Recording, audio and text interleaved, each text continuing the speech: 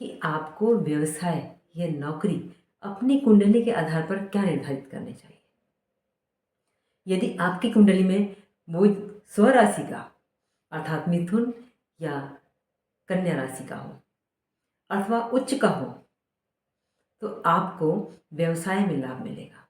यदि आपकी कुंडली के दसम भाव में केतु मीन या धनु मिथुन या धनु राशि के हैं तो मिथुन या धनु राशि के होने के कारण आपको व्यवसाय से लाभ मिलेगा।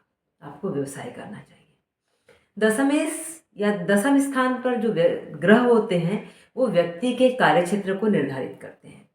यदि आपके दसम स्थान पर कोई व्यावसायिक ग्रह है तो उस ग्रह के प्रकृति के अनुसार आप व्यवसाय करेंगे। जैसे यदि चंद्रमा है तो चंद्रमा के लिए आपको पेय पदार्थों का दूध डेयरी इत्यादि का व्यवसाय करना पड़ता है। यदि मंगल है तो मंगल में आपको विभिन्न प्रकार के कंस्ट्रक्शन के काम अर्थात बिल्डिंग मटेरियल का कार्य करना पड़ता है, ठेकेदारी का कार्य करना पड़ता है। यदि बुध है तो आपको लेखन अनुसंधान इत्यादि से संबंधित कार्य क्रय विक्रय इत्यादि के कार्य करना पड़ता है। अगर बृहस्पति है तो आपको कोचिंग शिक्षा आदान प्रदान करने या इसी प्रकार के अन्य कार्य करने होते हैं। इस प्रकार शुक्र शनि रवि सभी ग्रह अपने अपने प्रकृति के अनुसार व्यक्ति को व्यवसाय का लाभ प्रदान करते हैं। यदि आपके दसम भाव में कोई ग्रह न हो तो दसम भाव पर जिस ग्रह की दृष्टि पड़ रही है उस ग्रह के अनुसार आपका व्यवसाय निर्धारित होता है।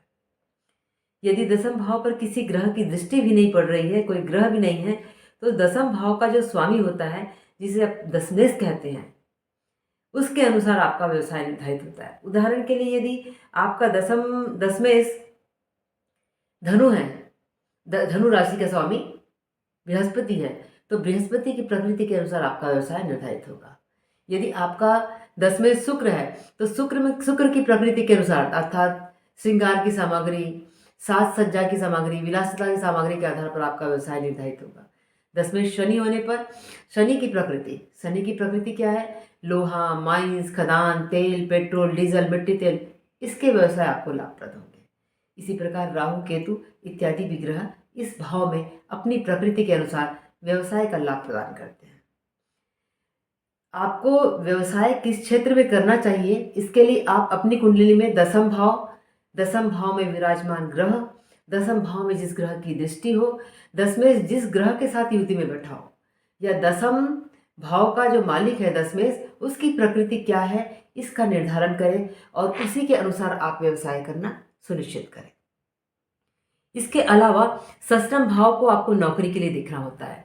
यदि षष्ठम भाव में आपके किसी प्रकार के ऐसे ग्रह विराजमान हो जो आपको नौकरी गुलामी या दास्ता देते हो तो आपको नौकरी करनी पड़ती है। इसी प्रकार आप अपने व्यवसाय और नौकरी का निर्धारण कुंडली के आधार पर कर सकते हैं। मैं फिर आऊँगी एक ऐसा ही नया, एक ऐसा ही अनूठा, एक ऐसा ही अद्वितीय प्रयोग लेकर। तब तक के लिए नमस्कार।